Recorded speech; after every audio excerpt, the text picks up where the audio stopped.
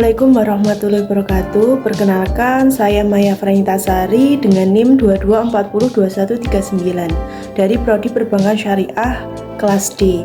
Di sini saya akan sedikit menjelaskan tentang materi praktek ibadah. Langsung saja untuk materi yang pertama, saya akan menjelaskan tentang praktek sholat Idul Adha. Pengertian sholat Idul Adha. Idul Adha berasal dari kata id yang artinya kembali, sedangkan kata adha artinya adalah berkurban. Oleh sebab itu, hari raya Idul Adha juga sering disebut sebagai hari raya kurban.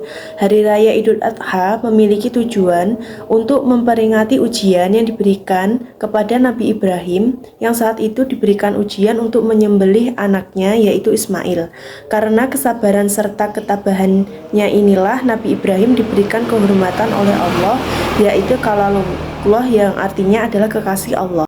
Hukum sholat Idul Adha adalah sunnah muakkad, yakni sunnah yang sangat dianjurkan.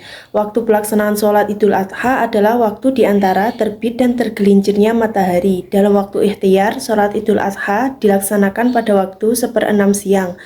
Adapun sunnah saat sholat Idul Adha, yaitu yang pertama mandi sebelum sholat Idul Adha, yang kedua tidak makan dan minum sebelum sholat Idul Adha, yang ketiga memakai wangi-wangian, yang keempat melewati jalan yang berbeda ketika berangkat dan pulang dari tempat sholat Idul Adha, yang kelima mendengarkan khutbah Idul Adha, yang keenam mengumandangkan takbir mulai tanggal 10 sampai dengan 14 Zulhijjah.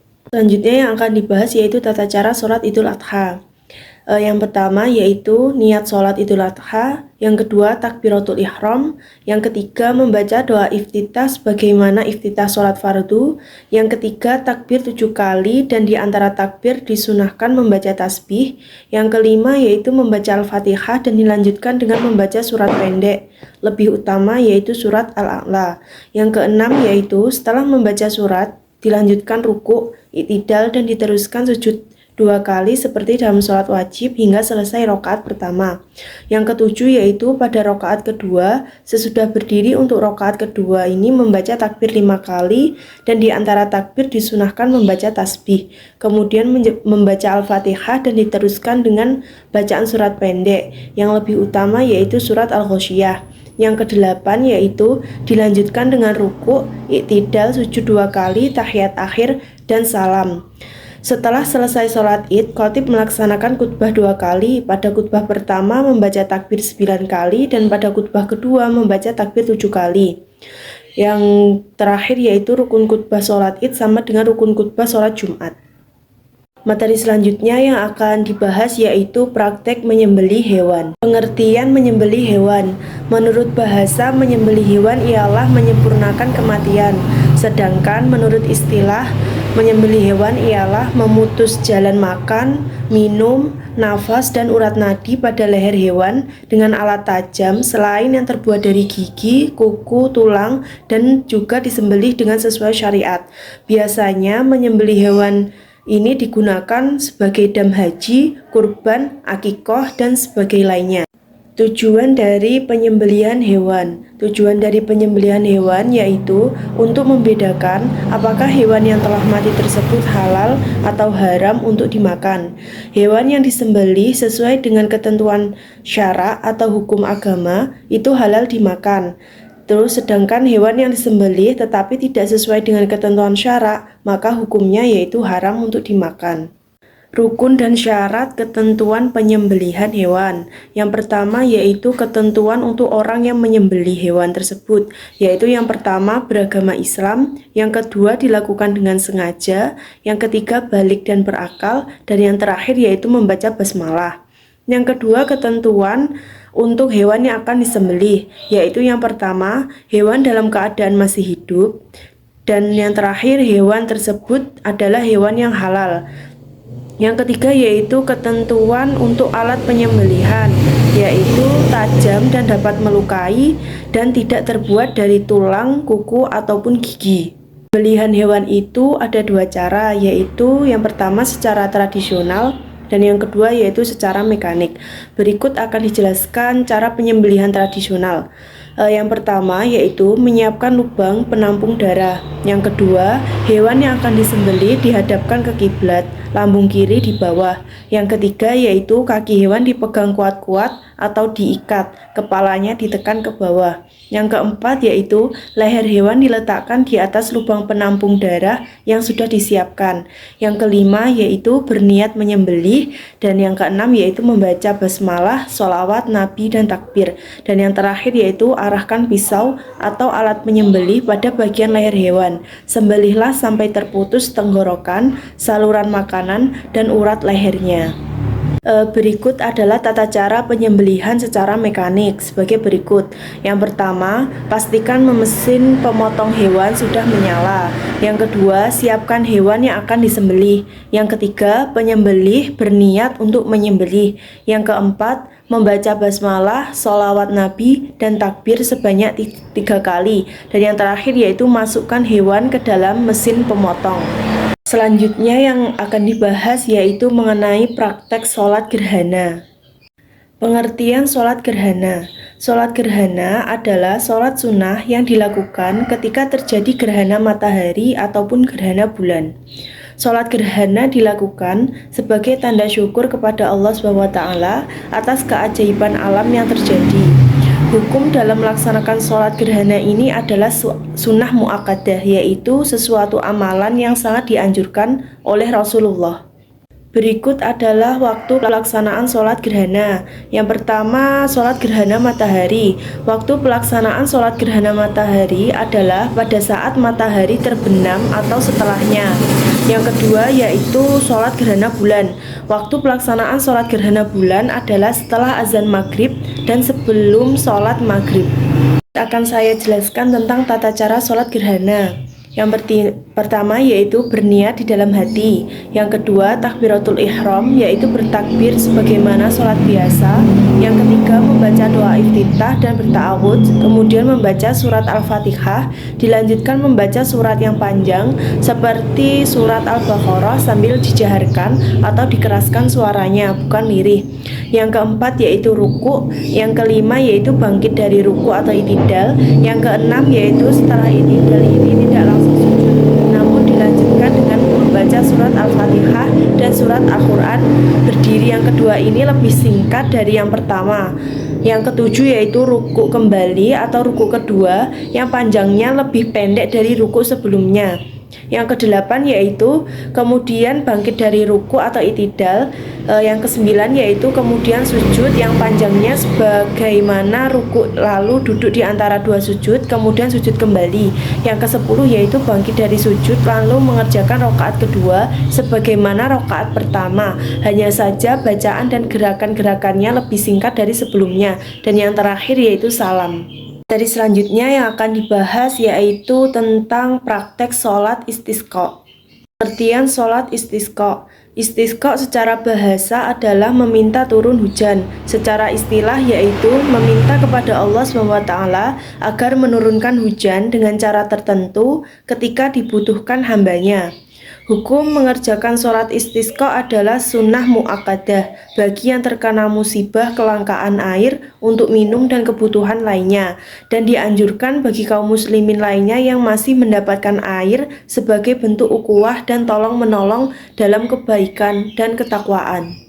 Waktu pelaksanaan sholat istisqa. Waktu pelaksanaan sholat istisqa tidak ada batasan waktu khusus yang disampaikan oleh Rasulullah SAW dalam melaksanakan sholat istisqa. Namun demikian, dianjurkan untuk melakukannya itu pada siang hari, karena demikianlah Nabi mencontohkan pelaksanaan sholat istisqa. Yaitu syarat-syarat melaksanakan sholat istisqa adalah sebagai berikut. Yang pertama, 3 hari sebelum pelaksanaan sholat istisqa, seorang ulama atau imam menyerukan kepada kaumnya untuk berpuasa selama 3 hari lamanya dan menganjurkan beramal baik seperti sedekah, taubat dari dosa. Yang kedua yaitu pada hari yang keempat, ternak sekalipun dianjurkan untuk dibawa ke tanah semua penduduk, bahkan lapang tempat orang mengerjakan sholat istisqa. Yang ketiga yaitu hendaklah memakai pakaian sederhana dan tidak memakai wangi-wangian, serta memperbanyak bacaan istighfar. Yang keempat yaitu setelah sholat selesai, khatib membacakan khutbah, di mana pada khutbah yang pertama membaca istighfar sebanyak 9 kali dan khutbah yang kedua membaca istighfar sebanyak 7 kali. Berikut akan saya jelaskan tentang tata cara sholat istisqa, yaitu yang pertama sholat 2 rakaat, yang kedua rakaat pertama takbir 7 kali sebelum membaca surat Al-Fatihah. Yang ketiga, rakaat kedua takbir 5 kali sebelum membaca surat Al-Fatihah. Yang keempat yaitu khutbah 2 kali atau sekali sebelum atau setelah sholat. Khutbah setelah sholat lebih utama. Selanjutnya yaitu sebelum masuk khutbah pertama, khatib membaca istighfar 9 kali. Sebelum masuk khutbah yang kedua, khatib membaca istighfar 7 kali. Dan yang terakhir yaitu memperbanyak doa dalam khutbah kedua. Selanjutnya yang akan dibahas yaitu praktik manasik haji.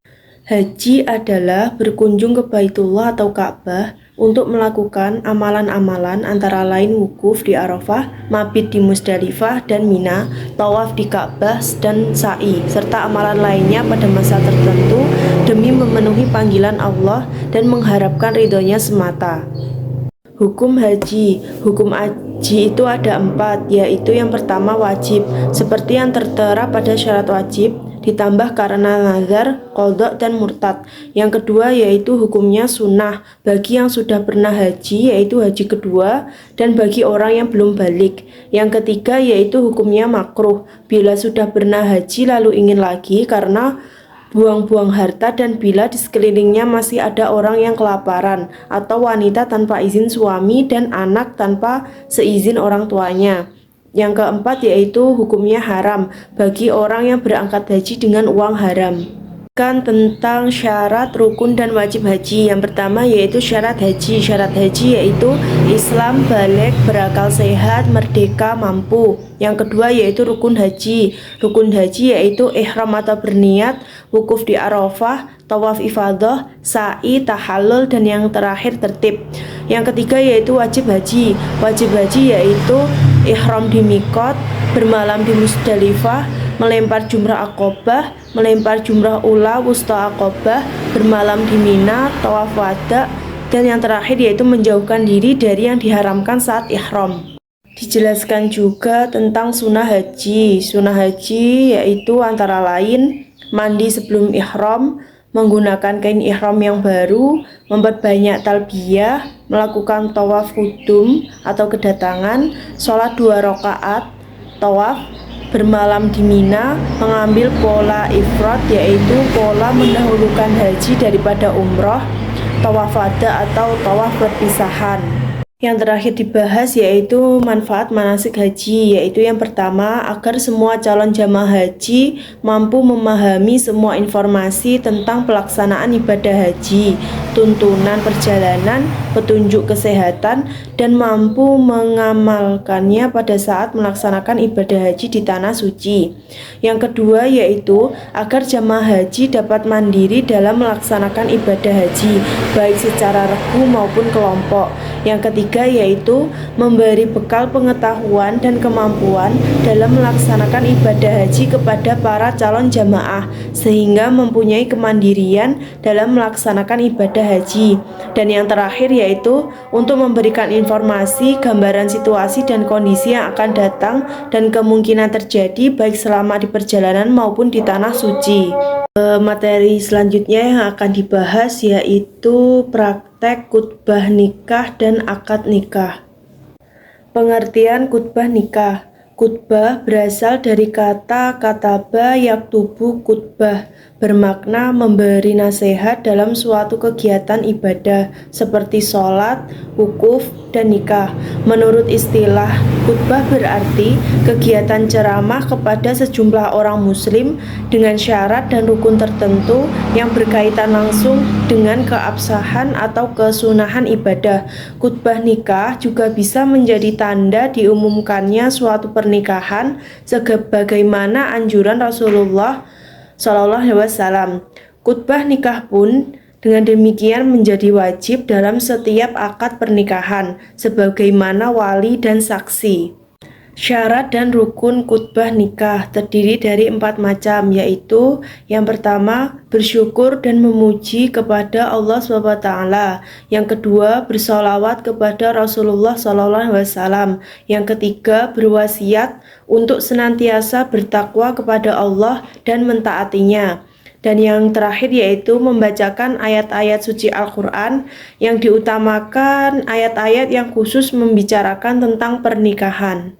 Berikutnya yang akan dibahas yaitu pengertian akad nikah. Akad nikah merupakan peristiwa amat penting yang menandai dimulainya hubungan halal antara seorang laki-laki dan seorang perempuan yang sebelumnya diharamkan menurut agama. Akad tersebut juga diharapkan dapat menambah dan memperkukuh hubungan persaudaraan antara keluarga-keluarga yang sebelumnya tidak atau kurang saling berhubungan. Selanjutnya yaitu pengertian walimah. Walimah adalah istilah yang terdapat dalam literatur Arab yang membawa arti jamuan atau berkumpul yang dikhusus untuk perkawinan saja. Walimah diadakan ketika akad nikah berlangsung atau sesudahnya atau ketika hari perkawinan. Walimah juga biasa diadakan menurut adat yang berlaku dalam masyarakat. Berikut ada beberapa rukun dan persyaratan yang harus dipenuhi saat melangsungkan akad nikah, yaitu yang pertama, adanya calon suami. Yang kedua, yaitu adanya calon istri. Yang ketiga, adanya wali. Yang keempat, adanya 2 orang saksi. Dan yang terakhir yaitu pengucapan sighat, yakni pengucapan ijab yang mengandung penyerahan dari pihak wali si perempuan dan kabul yang mengandung penerimaan dari pihak calon suami. Materi terakhir yaitu pelaksanaan akad nikah. Setelah khutbah nikah selesai diucapkan, maka dimulailah acara akad nikah atau yang biasa disebut ijab kabul. Setelah pengucapan ijab kabul selesai, disunahkan memberi ucapan selamat kepada kedua suami istri yang baru menikah. Demikian pula juga dengan membacakan doa-doa bagi kedua mempelai. Sekian presentasi dari saya. Apabila ada kurang dan lebihnya serta kesalahan dalam penjelasan, mohon dimaafkan. Wabillahi taufik wal hidayah, wa ridha wal inayah. Wassalamualaikum warahmatullahi wabarakatuh.